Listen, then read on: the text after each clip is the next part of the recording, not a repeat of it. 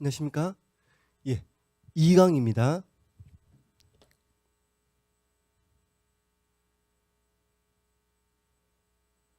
이 강은 자산부채법에 대한 내용입니다. 기준서의 입장은 자산부채법이고, 그러나 많은 사람들이 자산부채법이 아닌 이연법을 하고 있다고 그랬죠. 자산부채법과 이연법을 정확하게 이해하는 것이 기준서 이해하는 데서 매우 중요합니다.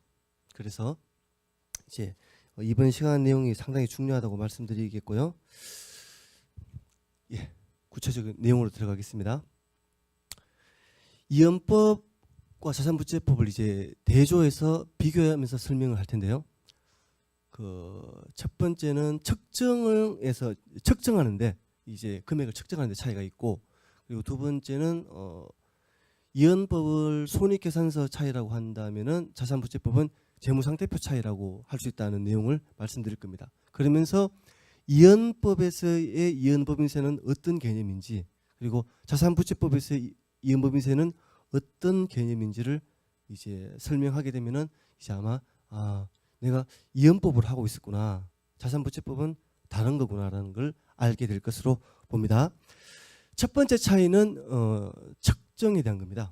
실제 그 회계 교과서 이제 보면요, 이연법과 자산부채법을 비교해 놓은 데가 있습니다. 근데 거기에서는 이 측정만 이제 다루고 있어요. 물론 이제 측정이 더 중요합니다.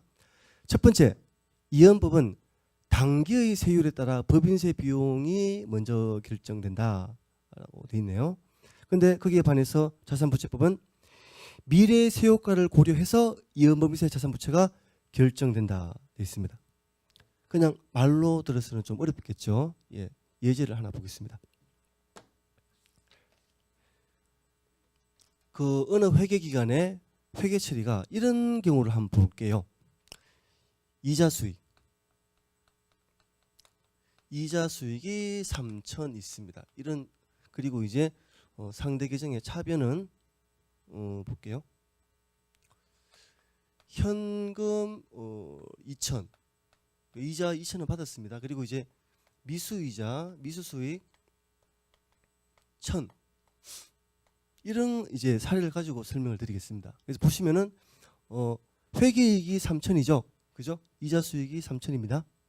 그리고 세무조정, 이제 미수수익에 이제 세무상 그 귀속 시기, 수입 시기가 만약에 현금을 받을 때 이제 과세되는 거라 그러면은 이 미수수익은 회계상으로는 미수수익, 이자수익 잡았지만 세무상으로는 그게 인정이 안 되죠, 그죠? 그래서 우리는 보통 이제 세무조정이라는 과정을 거쳐서 송금 산입합니다, 그죠?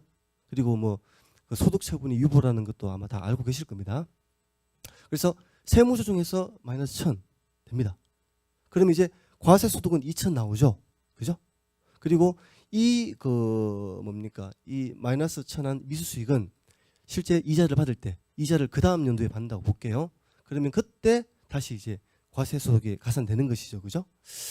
이런 상황을 가지고 이제 보겠습니다. 그런데 세율이 올해하고 내년에 세율이 다릅니다. 이럴 때 이연법으로 먼저 해볼게요. 이연법이든 자산부채법이든 일단 당기법인세 부채, 미지급법인세라고 하는 거, 그것부터 먼저 결정합니다. 지금 과세소득이 2천이었기 때문에 2천에다가 20 곱하면 얼마죠? 400입니다. 그래서 여기 이연법인세, 당기법인세 부채 여기 400이 옵니다. 근데 이제 이연법은 회계이익에다, 그러니까 쉽게 말해서 이연법은 법인세 비용을 과세소득 가지고 계산하지 말고 회계이익에 대응되는 법인세 비용을 계산하자, 그 개념이에요. 그래서 과세소득은 2천이지만 우리는 이거 가지고 법인세 비용 계산하겠다, 무슨 말 아시겠죠, 그죠? 그래서 이거 가지고 20%, 세율은 또 당기입니다. 이거 가지고 당기의 법인세율 곱해서 법인세 비용 만들겠다. 그러면은 법인세 비용이 3,000 20% 600이 나옵니다, 그죠? 순서가 이렇게 돼요. 일단 당기법인세 부채, 그 다음에 법인세 비용, 그러고 나서 마지막으로 이 대차를 맞추는 잔여금액이 이연법인세 부채로 세 번째로 결정되는 거 되고 있습니다. 여기서 이제 중요한 거는요. 그러면 결국 이연법인세 부채의 이 200은 결과적으로 요 차이 1000에다가 당기 세율을 곱한 만큼 이제 그 금액이 결정됐네요. 그죠? 이렇게 이제 측정하고 회계치라는 게 이연법입니다. 거기 반해서 자산부채법은 일단 단기법인세 부채를 먼저 확정하는 건 똑같습니다. 단기법인세 부채는 2000에다가 20 곱해서 400 맞아요. 400. 자산부채법은 어떤 관점이냐? 지금 이제 이 마이너스 1000 단기 과세 회계이익에 포함됐지만 빼주던 항목이 나중에 가산되어서 나중에 법인세 부담액을 늘리지 않습니까? 법인세 부담액을 늘리면은 법인세 부담액을 얼마를 늘리느냐를 따지는 거예요. 나중에 1000이 가산되는데 나중에 늘어나는 세금은 그때의 세율이지 않습니까? 그래서 이 세율을 곱합니다. 이 세율. 그래서 당이연도 법인세는 아니지만 나중에 이제 과세되는 세율로 봐서 이연법인세 부채를 1000 곱하기 25% 해서 250으로 결정을 합니다. 순서가 달라요. 순서가 단기법인세 부채 그다음에 이연법인세 부채 먼저 구하고 나서 그리고 나서 이걸 인식하기 위해서 대차를 맞추는 금액이 법인세 비용으로서 법인세 비용은 650이 되는 겁니다. 그래서 이렇게 회계치라는 게 자산부채법인데요. 자산부채법은 결과적으로 이연법인세 부채가 미래 이거 차이에 대해서 미래의 세율을 적용했다는 거. 그죠? 이게 첫 번째 차이입니다.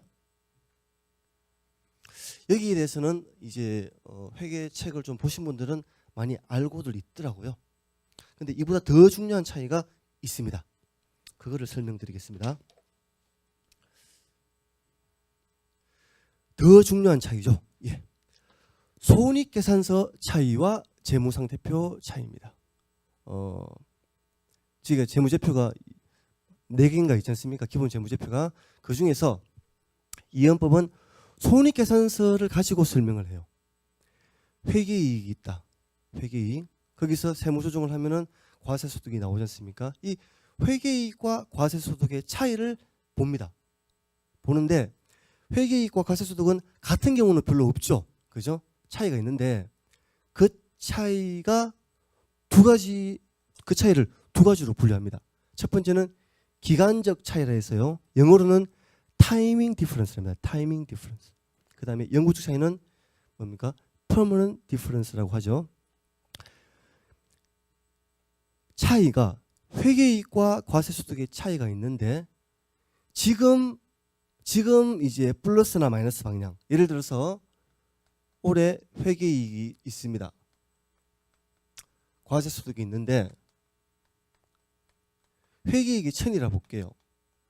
근데 과세소득이 플러스 100에서 1100되게 만들거나 아니면 마이너스 100에서 900되게 만들면은 요 차이가 발생하는 거지 않습니까? 근데 이렇게 한 다음에 나중에는 이게 반대로 이 100은 마이너스 100되고 이 마이너스 100은 100되는 식으로 해서 지금은 과세소득과 회계이익과 과세소득 사이에 플러스나 마이너스를 했다면은 나중에는 반대의 뭡니까? 효과를 미치는 거. 이것을 기간적 차이랍니다. 그런데 거기에 반해서 그러지 않고 지금만 차이를 내고 나중에는 그 리버스 되는 게 없는 거. 그죠? 그것을 영구적 차이라고 합니다. 영구적 차이. 근데 이제 그럼 보겠습니다. 많은 분들이 이제 그 법인세 회계를 하면서 영구적 차이라는 용어를 쓰고 있죠. 근데 그거는 이연법에 나오는 단어가 되는 거예요. 그죠? 미리 보면은 자산부채법에는 영구적 차이가 없죠. 자산부채법 다시 보겠습니다. 자산부채법은 재무상태표로 차이를 설명합니다. 재무상태표 어떻게 생겼습니까? 재무상태표가 있죠. 자산, 부채, 자본이 있는데 자산과 부채, 자본은 아닙니다. 자산과 부채의 장부금액과 재무제표에 있는 금액을 장부금액이라 하죠. 장부금액과 세무기준액, 그 자산부채가 세무상으로는 얼마냐를 따져서 그 차이를 일시역차이로 합니다. 그래서 장부금액과 세무기준액의 차이가 있는데 그 차이를 일시역차이라고 합니다. 자산부채법에는 차이가 하나밖에 없어요. 이연법에는 차이가 두 가지나 있는데 여기는 하나밖에 없습니다. 예.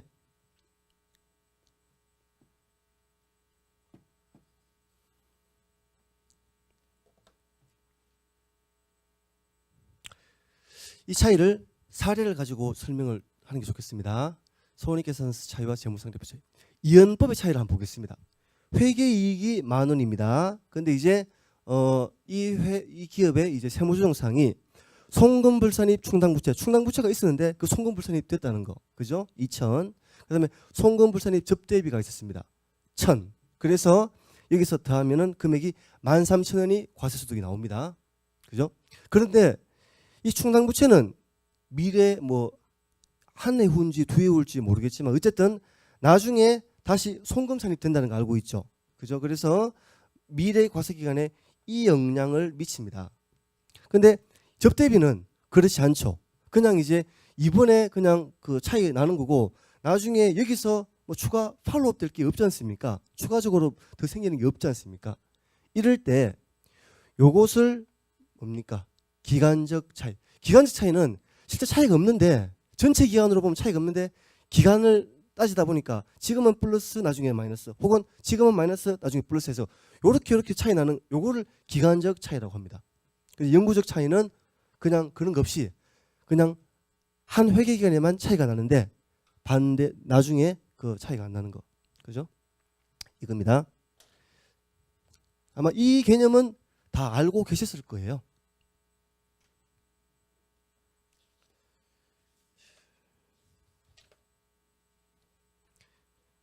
여기에 이제 대비해서 자산부채법의 차이를 한번 보겠습니다.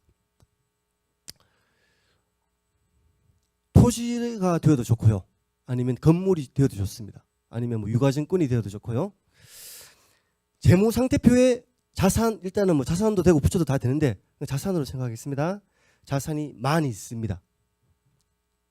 그런데 세무기준액은 9,000입니다. 이런 경우 하나 예를 들 수 있겠죠, 그죠? 예를 들어서 최초에 9,000원으로 취득했습니다. 유가증권을 9,000 취득해서 그 다음에 이게 공정가치가 올라가서 만으로 평가정을 했습니다. 그래서 재무상태표에 이게 올라와 있지만 세무상 유가증권을 원가법으로 보기 때문에 세무기준액은 9,000이다 해서 나오는 이런 차이. 근데 이 차이를 따진 게 유가증권이라는 자산에 대해서 따지지 않습니까? 자산의 장부금액은 10,000원, 세무기준액은 취득원가 9,000원 해서 차이 나는 거. 이런 거를 이제 자산부채법의 차이랍니다. 자산부채법의 차이는 temporary difference로 해서 일시적 차이랍니다. 이거 왜 일시적 차이냐? 자산부채가 재무상태표에 있을 때 차이가 있고 없어지면, 그러니까 자산부채가 재무제표에서 떨어져 나가면은 차이가 없어진다는 겁니다. 자산부채, 재무상태표에 자산이 있죠, 부채가 있죠, 그죠? 있겠지만 나중에 언젠가는 뭐 이게 떨어져 나가겠지. 떨어져 나가면 없어진다. 그런 차이라고 해서 일시적 차이다라고 하는 겁니다. 근데 중요한 게요, 많은 분들이 이것도 압니다. 지금까지 설명한 것도. 그러면서 근데 뭐 설명은 그렇게 하지만 결국 그 이연법에서의 기간적 차이가 자산부채법의 일시적 차이하고 똑같은 거다라고 생각을 해요. 똑같은 거다라고. 근데 똑같은 건지 한번 보겠습니다. 차이가 있는지 보겠습니다. 자, 사례가 있습니다. 첫 번째, 대여금에서 미수수익이 발생하는 것과 두 번째는 FVOCI 채무증권에서 평가증이 발생한 겁니다. 이거 이제 작년까지는 이제 매동하는 금융자산이라 그랬었죠. 근데 이제 기준서가 바뀌어서 FVOCI 채무증권을 제가 예로 들었습니다. 거래가 첫 번째 대여금 1000이 있습니다. 근데 이자 수익이 100 발생하고 미수 수익이 발생했는데 세무상 수입 시기는 현금주의로 과세되는 그런 항목입니다. 그런 다음에 현금을 받고 미수 수익을 제거를 합니다. 이해되죠, 그죠? 그리고 아마 딱 보시면은 세무조정도 딱 바로 감이 오실 거예요. 회계이익은 지금 X 1년에 잡혀 있지만 세무상으로는 제가 현금주의로 과세된다고 말씀했지 않습니까? 그러면은 세무상으로는 요때 과세된다. 그 개념도 다 아실 거예요. 그죠? 두 번째 사례는 FVOCI 채무증권을 1000원 주고 일단 취득을 했습니다. 취득 원가죠. 그죠? 근데 이게 기말에 공정가치가 1100으로 100 더 올라갔습니다. 그러면은 채무증권의 장부금액을 올리고 평가이익으로 잡는데 FVOCI 채무증권, 제가 FVOCI를 했죠. 그죠?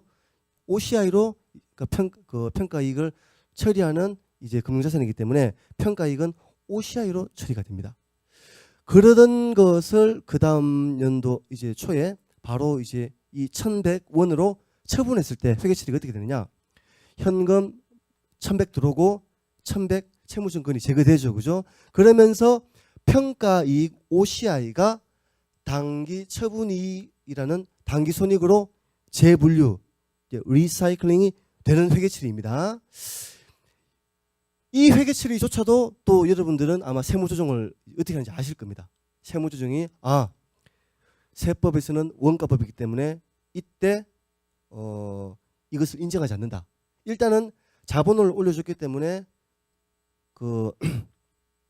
세무조정이 단기 순이익에서 출발하지 않습니까? 그렇기 때문에 입금산입 기타 한 다음에 다시 송금산입 유보 마이너스 유보해서 이제 세무조정을 한다는 거 알고 계실 겁니다. 그리고 이거 처분될 때는 반대 세무조정이 일어난다는 것도 알고 계실 거예요.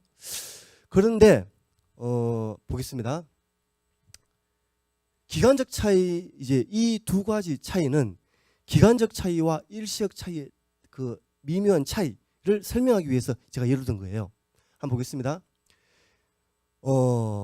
기간적 차이는 한 회계 기간의 회계이익과 과세소득을 다르게 한 후에 그 다음 연도 또 반대의 차이를 만드는 것, 그것이 기간적 차이라 그랬죠. 한번 보겠습니다. 이거 미수수익에서 X 1년도 X 2년도 보겠습니다. 여기서 회계이익 어떻습니까? 회계이익 그리고 과세소득.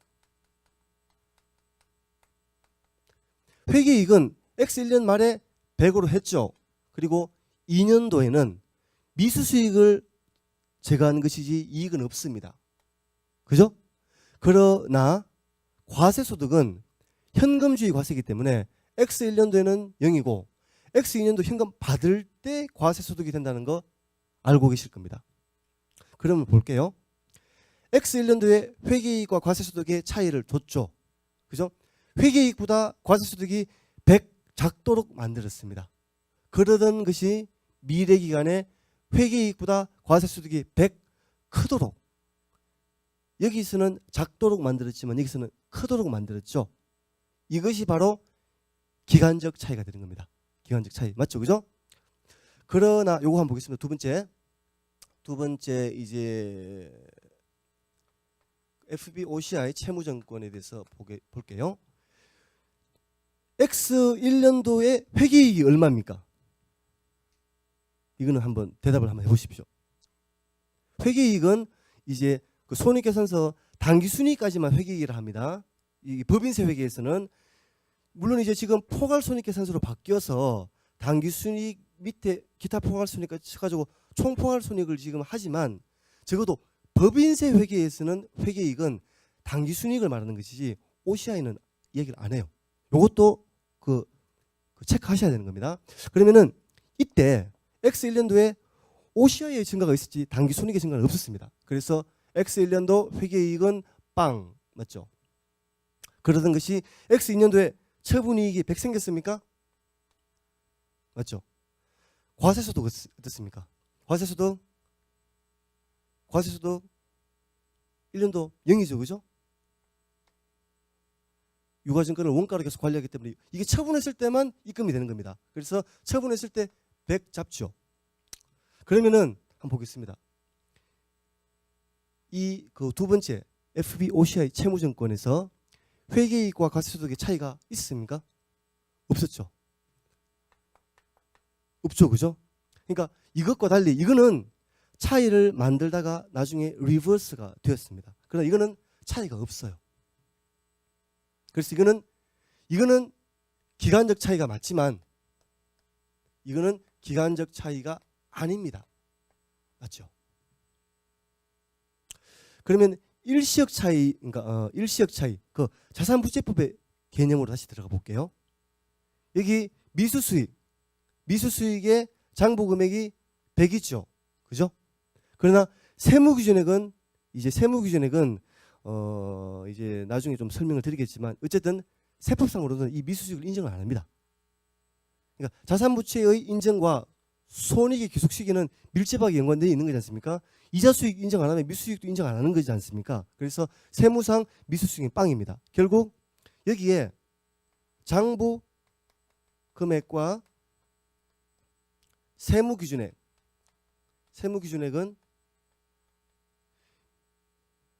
미수수익에서 100, 잠깐만요. 여기다 쓸게요. 100과 0이 되는 겁니다. 차이가 있습니다. 또 FBOCI 채무증권의 장부금액은 X 1년 말에 1100이었죠. 그러나 세무기준액은 여전히 유가증권 원가이기 때문에 1000입니다. 보면은 장부금액과 세무기준액의 차이는 둘 다가 해당이 되는 겁니다. 아시겠습니까? 그러면은 기간적 차이와 일시적 차이 둘 중에 우리가 그 중학교입니까 고등학교입니까 수학 시간에 벤 다이어그램이라는 거 있지 않습니까? 그거 배우는데 어느 게 더 클까요? 일시적 차이가 더 크겠죠. 예, 다음 그림 한번 보겠습니다. 예, 지금 제가 벤 다이어그램으로 이 그림을 그렸어요.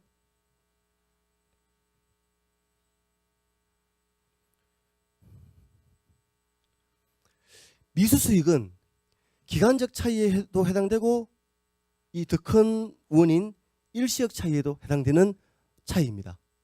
그럼에 반해서 FBOCI 채무증권의 차이는 기간적 차이는 아닌 일시적 차이가 되는 겁니다. 예, 이게 매우 중요한 사항이에요. 제가 거기 바로 그 다음 장까지 설명을 들어가고 나서 제가 말씀을 드리는 게 좋겠네요. 제가 그렇게 말씀드렸죠. 이연법인세는 이연법부터 먼저 출발해왔습니다. 이제 회계의 이제 그 개발 발전은 요즘은 뭐 이제 뭐 IFRS에서 뭐 유럽에서 많이 하지만 예전에는 거의 미국이 그거 했거든요. 선도했거든요. 미국에서 처음에 이연법을 하다가 한 뭐 좀 하다가 이거는 회계 이론상으로 안 맞다 해서 자산부채법으로 바꿨습니다. 바꿨지만 근데 이제 그 완전히 이제 자산부채법을 100% 하지는 않고 이연법을 처음에는 이제 이연법을 많이 그 포함하고 있는 자산부채법이었어요.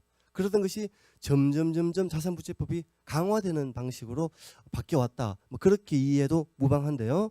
지금 제가 화면에 보는 이 내용 한번 보겠습니다.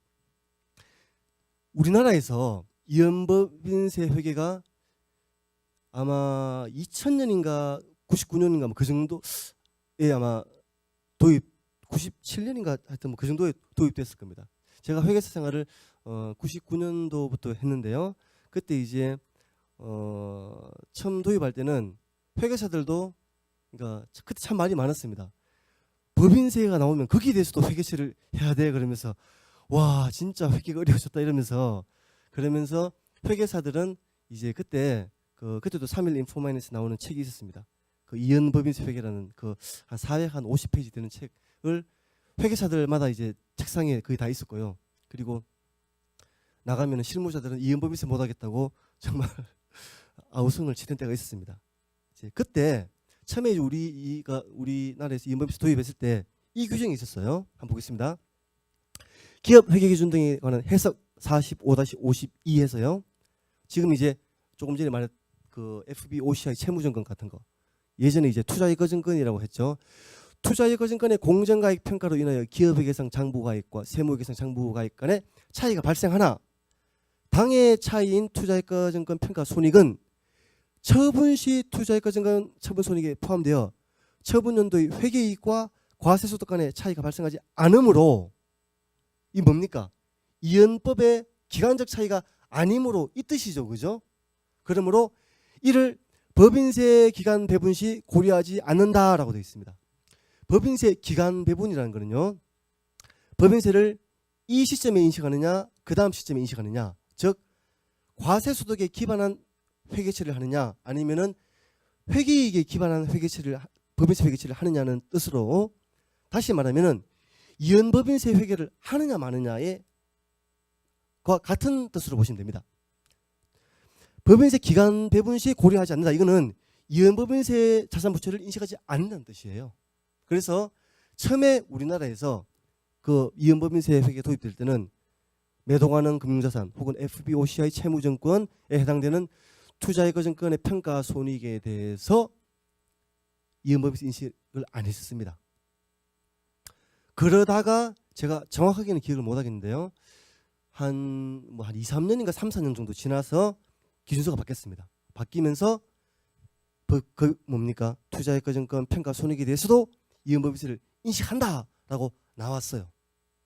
그래서 지금까지 계속 하고 있는 겁니다. 근데 제가 그랬죠. 그 사람들이 이연법과 자산부채법의 정확한 이제 이해를 못하고 있다고 말씀드렸는데요. 근데 그럼에도 불구하고 매도 가능 금융자산에 대해서 법인세 이연법인세를 계산한다는 건 알고 있어요. 그러니까 자산부채법을 정확하게 이해해서 안다기보다는 어쨌든 요거는 그냥 그 사실로 그건 기억하고 있다는 것이죠. 그래서 하고 있는데, 근데 보면은 이제 다른 회계 실무자들 얘기해 보면은 많은 분들이 여기에 대해서 왜 인식이 되는지를 정확하게, 그러니까 원리는 모른 채 결과만 알고 있는 경우가 실제 많습니다. 많고 또 심지어는 최근에 나온 책에서도 제가 본 적이 있습니다. 이제 중급회계 책에서 뒤에 보론 쪽에 이제 여기에 대해서는 이연법인세를 안 하는 게 맞다라고 이제 주장하시는 내용이 있더라고요. 근데 이제 그거는 지금 제가 볼 때는 자산부채법과는 분명히 차이가 있는 내용에 해당된다 할 것입니다. 제가 그래서 좀 실무적인 얘기를 좀 드릴게요. 제가 회계사를 하면서 주위에 이제 많은 회계 실무자를 보지 않습니까? 그러면 이제 이연법에서 쓰는 영구적 차이라는 용어를 많이 씁니다. 근데 제가 영구적 차이라는 단어를 쓰지 마라. 그것은 이연법에 쓰는 단어다. 지금은 영구적 차이라는 거는 필요도 없는 개념이다. 라고 이제 이야기를 하죠. 근데 그럴 때마다 그 표정들이 제 이야기를 좀 이제 수긍한다기보다는 뭐 별걸 가지고 다 이야기를 하네 하면서 영구적 차이 쓰면 안 돼? 이런 이제 좀 이제 조금 그런 표정을 지으시죠. 근데 제가 왜 안 되는지에 대해서 말씀드리겠습니다. 그 회계이익과 과세소득의 차이로 제가 기간적 차이가 있다 그랬죠. 그리고 일시적 차이가 있습니다. 일시적 차이가 아니고 영구적 차이, 그죠?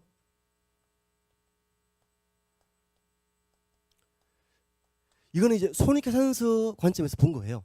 손익계산서 관점에서 봤을 때 기간적 차이와 영구적 차이가 있습니다. 그래서 이제 근데 지금 자산부채법임에도 불구하고 이 용어를 쓰고 있죠, 그죠? 이 용어를 쓰면은 왜 안 되느냐? 제가 기간적 차이보다 일시적 차이가 더 크다 그랬죠. 여기에 이 옆에 기간적 차이는 차이가 아닌 일시적 차이가 있는 겁니다.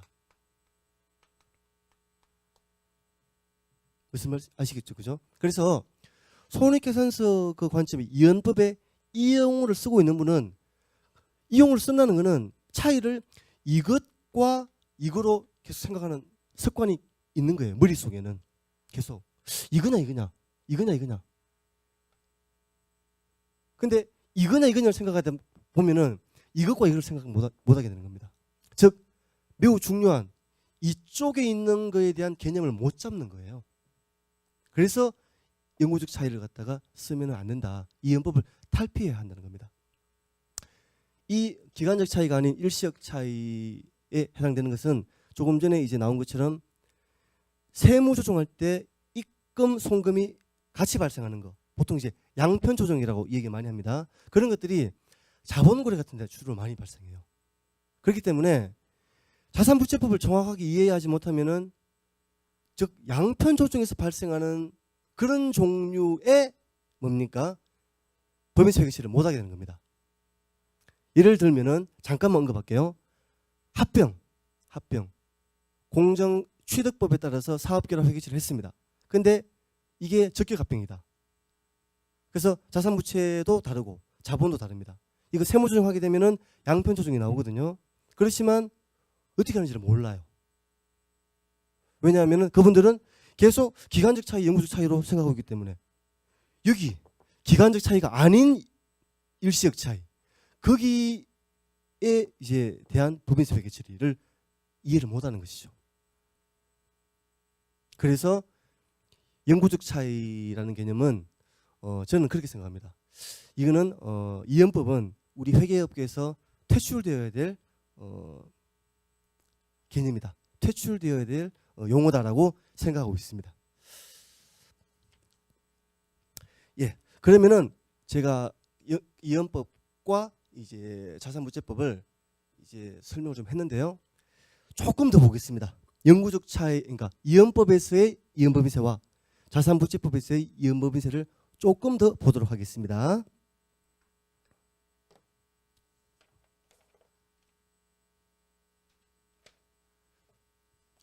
다음이죠. 이연법에서는 영구적 차이가 중요한데요. 이 영구적 차이는 어떤 개념에서도 중요하냐면요. 손익계산서상 법인세 비용은 회계이익에다가 영구적 차이를 더한 것에 세율을 곱한 것만큼 결정되게 되어 있습니다. 그래서 법인세 회계 처리에 뭐 자가금증 기능 혹은 이제 뭐 그런 목적으로 사용하게 됩니다. 한번 볼게요. 지금 회계이익이 만입니다. 근데 세무조정사항은 송금불산입 충당부채 2천, 송금불산입 접대비 1,000입니다.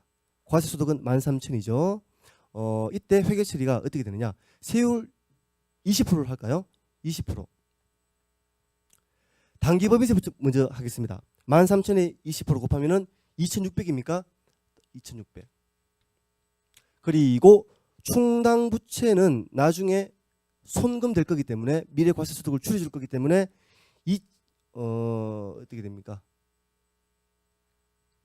근데 이연법에서는 제가 법인세 비용부터 먼저 산정한다 그랬죠. 법인세 비용은 어떻게 됩니까? 법인세 비용은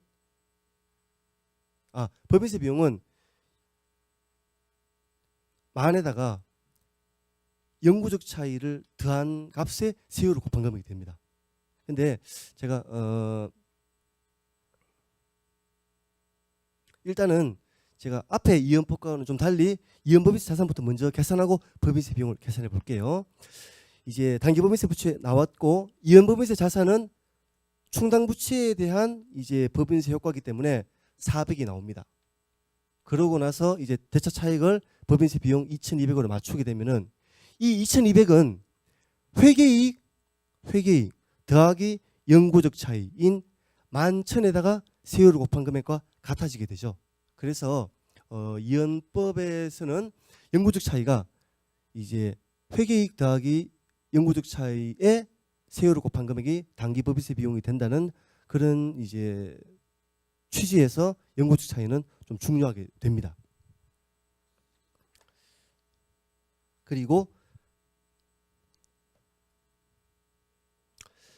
내용을 좀 읽어보겠습니다. 이연법은 이연법인세 회계가 처음 개발될 때의 모형으로서 과세소득 및 법인세 납부액에 기초한 법인세 비용이 아닌 회계이익에 대응되는 법인세 비용을 산출하는 것을 중심으로 한 것이었다. 그래서 단기법인세, 이연법인세 모두 단기의 세율을 적용했고 단기의 세전이익에 대응되는 적절한 법인세 비용을 이라는 그런 생각에 기초한다. 그래서 자산 및 부채의 정확한 인식 및 측정이 이루어지지 않았다. 그죠? 이연법인세 자산부채는 미래 세효과, 그죠? 미래 세효과가 자산부채의 그 정의를 충족하기 때문에 자산부채를 인식하는 것인데 측정이 제대로 이루어지지 않는 단점이 있습니다. 그래서 회계 이론적으로 문제가 있다고 봐서 이제 자산부채법이 나오게 된 것이죠.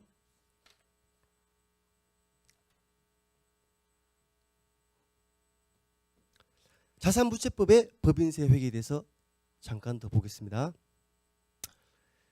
예, 기준서 제1012호 법인세에서는 이런 표현을 자주 씁니다. 자산이 회수되고 부채가 결제될 때의 세효과로 측정한다. 이렇게 있습니다. 자, 보겠습니다. 이제 제가 그랬죠. 매도가능 금융자산, 투자이가증권 혹은 FBOCI 채무증권 등에 대해서 이연법인세를 왜 인식해야 되는지 모르는 분들이 좀 있어요. 회계이익과 과세소득이 똑같은데 나중에도 똑같은데 이걸 왜 인식을 해야 되지? 라고 생각하시는 분들이 있습니다. 근데 이제 자산부채법은 회계이익과 과세소득을 따지는 게 아니다. 기본적으로 이제 요거는 진일보한 개념으로서 기준서에 나오는 표현인데요. 미리 예습한다고 보시면 되겠습니다. 자산부채법에서는 자산이 회수되고 부채가 결제될 때의 세효과인데 회수와 결제가 장부금액으로 이루어진다고 보는 것입니다. 장부금액으로. 그래서 보겠습니다. 채무증권을 1000에 취득을 해서 100만큼 평가정이 이루어져서 지금 1100인 상태입니다. 이럴 때 그럼 재무상태표 어떻게 되어 있습니까? FBOCI가 1100이 있겠죠. 그리고 뭐 자본 쪽에 AOCI 100이 있을 것입니다. 이때 이게 자산은 회수된다. 쉽게 말해서 회수된다는 것은 자산은 그 금액만큼 현금으로 교환된다는 것입니다. 그러니까 돈을 받고 그러니까 자산은 없어지면서 그만큼 돈이 들어온다고 보는 겁니다. 대신에 부채는 없어지면서 돈을 줘야 된다고 보는 개념이죠. 현금을 줘야 된다. 그러면은 FBOCI가 이게 1100의 현금으로 나중에 들어오게 된다는 겁니다. 이게 없어지면서 1100의 현금이 들어온다는 것을 자산이 회수된다. 자산이 장부금액으로 회수된다라고 표현하는데 그러면은 회수되게 되면은 회계처리가 이렇게 될 겁니다. 아마 세무상 회계처리가 1100이 들어오겠죠. 그리고 세무상 회계처리로는 유가증권 이 FBOCI는 여전히 원가로 기록되어 있지 않습니까? FBOCI가 1000이 빠지는 겁니다. 맞죠? 그리고 유가증권 처분이익이라는 입금이 100 발생할 것입니다. 맞죠? 그죠? 그러니까 쉽게 말해서 자산이 장부금액으로 처분되면은 세금 낼 거 있느냐 따져보라는 겁니다. 자산이 장부금액으로 처분되면은 회수되면은 세금 낼 거 있느냐? 그럼 그걸 이연법인세 부채로 잡아라 이 뜻입니다. 1100으로 회수되면은 세금 발생하죠. 그죠? 세율이 20%라 치면은 세율이 30%이면은 30만큼 세금이 발생합니다. 그렇기 때문에 이연법인세 부채를 인식하는 겁니다. 그래서 이런 차이, 기간적 차이는 아니지만 일시적 차이인 이런 항목은 회계이익과 과세소득의 차이로는 이연법인세를 인식해야 된다는 걸 설명할 수가 없어요. 그러나 자산부채법의 개념, 자산은 장부금액으로 회수되고 부채는 장부금액으로 결제된다는 건데 결국 장부금액 1100으로 처분하면은 세금 낼 게 있으면은 그것을 이연법인세 부채로 잡는다. 장부금액으로 처분하는데 그러면은 세금을 줄여준다. 줄여주는 세금을 이연법인세 자산으로 잡는다는 내용이 되겠습니다.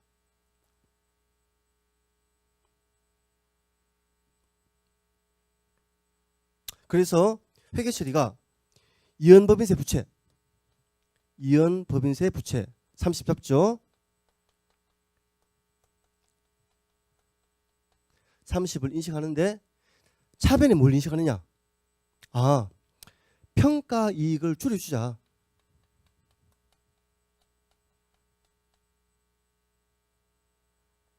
보겠습니다. 일단 세전 회계 처리가 자산이 100 올라가면서 자본 중에서 당기손익이 아니고 OCI라는 항목이 올려줬지 않습니까? 그러면은 세효과는 이연법인세 부채라는 이제 이것도 부채죠. 부채가 생기면서 법인세 관련 자산 부채가 생기면서 자본을 조정하는데 자본은 그 원래의 회계 처리가 OCI이기 때문에 법인세 회계도 OCI로 하는 겁니다. 이렇게 되게 되면은 이 기업의 이제 뭡니까? 유가증권 공정 가치가 100 오른 100 상승한 기업의 이제 적정한 자산 부채가 이제 계상이 되고 자본도 정확하게 측정된다는 겁니다. 제가 여기서 좀 한번 이제 좀 말씀을 드려볼게요. 지금 이제 주식을 이제 미실현 손익이라 하죠, 그죠? 주식에 대해서 미실현 손익이라는 개념을 쓰는데 취득했을 때보다 가격이 더 올랐다. 거기에 대해서 낙관적인 사람은 돈을 벌었다고 합니다. 근데 좀 비관적인 사람은 처분해야지, 처분해서 실현시켜야지 돈이 되는 거지. 아직 뭐 미실현 이익을 그걸 이익이라고 할 수 있냐라고 이제 하는 경우도 있죠, 그죠? 근데 이제 뭐 어느 게 이제 뭐 그건 이제 사람 성향 따라 다르겠지만, 근데 공정 가치가 올라왔을 때 자산을 올리고 자본을 늘리는 거는 어쨌든 미실현 이익에 대해서도 회계처리를 한 거지 않습니까? 그죠? 했는데 그러면 이제 재무제표 이용자가 그렇게 생각할 겁니다. 1000이 1100이 됐어요. 그러면 이 기업의 FBOCI는 1100으로 돼 있겠죠. 그 다음에 자본이 평가이익이 100만큼 올라갔을 겁니다. 그럼 이제 잘 모르는 사람은 100만큼 벌었네 라고 생각할 거죠. 그죠? 100만큼. 근데 보수적인 사람은 그렇게 얘기할 겁니다. 아니야, 그거는 아직 번 게 아니다. 그거는 미실현 이익일 뿐이다. 미실현 이익. 그러면 그 사람이 미실현 이익이 뭐 어때? 그래도 100 올랐잖아 라고 할 수 있겠죠. 그죠? 그때 이제 보수적인 사람이 한마디 던집니다. 그래, 그렇다 하더라도 네가 말하는 것처럼 그렇게 긍정적으로 생각하더라도 100을 번 거는 아니다. 적어도 지금 100으로 팔아도 세금 30은 내야 되거든. 그래서 70밖에는 못 벌었다. 그러니까 네가 매우 긍정적인 사람이라서 미실현 손익에 대해서도 이걸 돈 벌었다고 생각하겠지만 그거 다 좋은데 그래도 100을 벌었다고 할 수는 없지. 세금은 내야 되는데. 그래서 지금 지금 시가로 팔더라도 70밖에는 못 벌었단다 해서, 그래서 재무제표가 이렇게 되면 안 돼. 이연법인세 부채 30을 달고 OCI를 30 차감시켜줘서 재무상대표에 이 1100이 달린 거는 이제 공정가치가 이제 달린 거는 원가보다 공정가치가 더 유용한 거는 이게 이제 제 재무상대표에서 떨어져 나갈 때 1100으로 들어온다는 개념에서 공정가치 회계처리를 하는 거거든요. 그런데 그때 세금을 내야 된다 그러면은 세금도 당연히 회계처리를 해야 되겠죠. 그러니까 자산이 장부금액으로 결제된다고 봐서 1100으로 공정가치로 올렸다고 보는 것이 법인세 회계 입장인 것입니다. 그래서 조금 전에 이야기로 돌아가서 100 벌었다고 하지만 그건 아니다. 이연법인세 부채 30을 인식하고 OCI를 차감시켜서 70만 벌었다고 미실현 손익이라도 인정을 하더라도 70만 벌었다고 하는 것이 맞다라고 하는 것이 이연법인세를 뭡니까? 기간적 차이가 아닌 이거에 대해서도 인식해야 되는 원리가 되는 겁니다. 그렇게 생각하면 당연히 이연법인세 부채 인식하고 OCI 감소시키는 게 맞죠, 그죠? 맞습니다. 지금 법인세가 없는 나라도 그러니까 없는 환경에서 사업을 하는 것도 아니고 법인세가 있는 엄연히 있는 데서 사업을 한다 그러면은 법인세 회계 처리가 생략돼서는 안 되겠죠. 100 벌었다, 100 올라가더라도 세금 내면은 70만 벌었다 해서 70으로 만들기 위해서는 법인세 회계 처리를 해줘야 되는 것입니다. 예, 이 이야기가 이제 그 다음 장에 이제 말로 줄줄줄 쓴 내용에 대한 이제 그 설명입니다. 그래서 자산부채법으로 회계처리를 하게 되면요. 자산 부채가 공정가액으로 이제 회수 결제된다. 그리고 그때의 세금을 기록한다는 것이죠. 그러니까 공정가치 회계 처리를 하는 것은 자산 부채가 그렇게 실현된다라고 이제 봐가지고 실현될 때의 가치로 재무제표를 작성하는 것이 더 적정하다라는 그런 취지에서 하는 것인데, 그렇다고 하면은 그때의 세금도 기록해야 된다는 것이죠, 그죠? 그게 이제 자산부채법의 이연법인세 개념이 되겠습니다. 그렇기 때문에 이제 이연법인세 부채를 인식하면서, 이거는 뭐 단기법인세도 마찬가지인데, 이연법인세 부채, 단기법인세 부채가 생길 때 이게 손익에서 발생한 거면은 법인세 비용이라는 항목으로 처리를 합니다. 예를 들어서 이자 수익 거기에 대해서 이자 수익이 있어요. 이자 수익 100, 이 손익이지 않습니까? 앞에 현금이 될 수도 있고 미수 수익이 될 수도 있습니다. 현금이라 그러면은 단기법인세 부채가 생기겠죠. 그리고 법인세 비용. 만약에 미수 수익으로 되면서 세무상 귀속시기가 다를 때는 이연법인세 부채 30, 법인세 비용 30 되는 겁니다. 그죠? 근데 이게 아니고, 이자 수익이 아니고 이쪽에 OCI가 왔다. OCI 오고 어떤 자산이 왔다. 근데 이게 이제 회계상 세무상 인정이 안 된다. 그러면 이제 이연법인세 부채를 달고 OCI를 감소시키고, 또 이게 예를 들어서 주식 발행 초과금이다. 근데 거기서 이제 회계 세무 차이가 있다 그러면은 이제 법인세 자산 부채를 달고 그 주식 발행 초과금을 감소시킵니다. 여기에 대해서는 제가 조금 이제 맛배기로 좀 먼저 들어갔는데요. 다음에 그 충분한 설명을 할 것이기 때문에 이제 100% 이해 안 되더라도 너무 걱정을 하지 마십시오. 예. 자본거래에 대한 법인세 회계, 자산부채법에 대해 분명히 이해하지 못할 경우 기간적 차이가 아닌 일시적 차이의 법인세 회계처리를 하지 못한다. 그렇죠. 그러니까 개념이 영구적 차이 그리고 기간적 차이.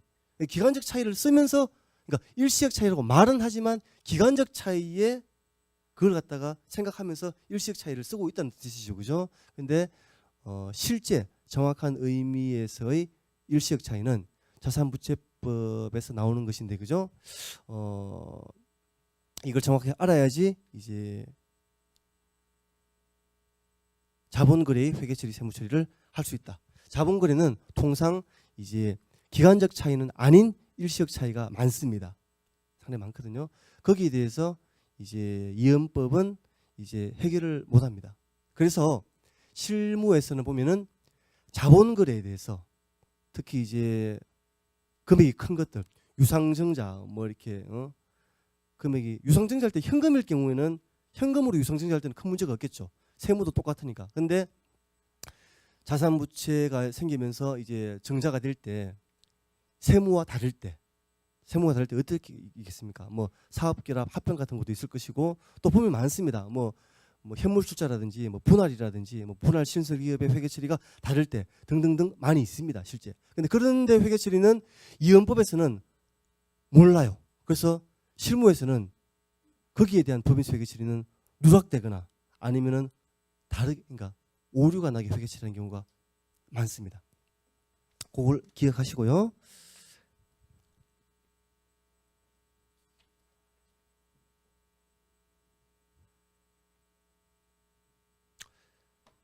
자산부채법 이제 이제 자본거래에 대한 법인세 회계 처리를 제가 좀 설명을 좀 드릴게요. 조금 이제 지금 자산부채법을 이해하는 데서 지금 여기까지 설명하면 약간 어려운 부분도 있긴 한데 요거 100% 이해 못하더라도 상관없습니다. 그러니까 따라오실 수 있는 데까지만 따라오십시오. 사업결합 회계 처리를 이제 기준서에 따라서 이제 취득법으로 공정가치로 했습니다. 현금 5천, 무형자산 1,000, 그리고 자본금 4천, 주발초 2천, 그죠? 그런데 사업결합 세무상으로는 저 무형자산이 인정이 안 돼요. 그래서 현금 5천, 자본금 4천, 주발초 1,000입니다. 그러면 이제 세무조정이 어떻게 될까요? 주식 발행 초과금 1,000 입금 산입, 그리고 무형자산 천 송금산입, 그죠? 마이너스 6이 되겠죠. 이런 게 이제 뭡니까? 그 양편 조정이 되는 겁니다. 양편 조정이 되는데 이때 이제 회계치를 어떻게 해야 되느냐? 보겠습니다. 무형자산 천을 무형자산 천인데 세무상으로는 0이죠. 그죠? 이걸 장부금액으로 회수하면은 장부금액으로 하게 되면은 그러니까 쉽게 말해서 무형자산을 갖다가 천 주고 팔았다. 아니면은 무형자산을 사용하면서 천에 현금이 들어왔다. 그럴 때 과세소득이 어떻게 되겠습니까? 과세소득은 당연히 천이겠죠. 그죠? 왜냐하면은 그 세무상 공제될 게 없기 때문에. 그러면은 이제 여기 세율이 30%라 친다면은 무형자산이 천만큼 회수되면은 이제 그 세율을 곱한 것만큼 세액이 그 발생하게 됩니다. 그래서 300만큼 이연법인세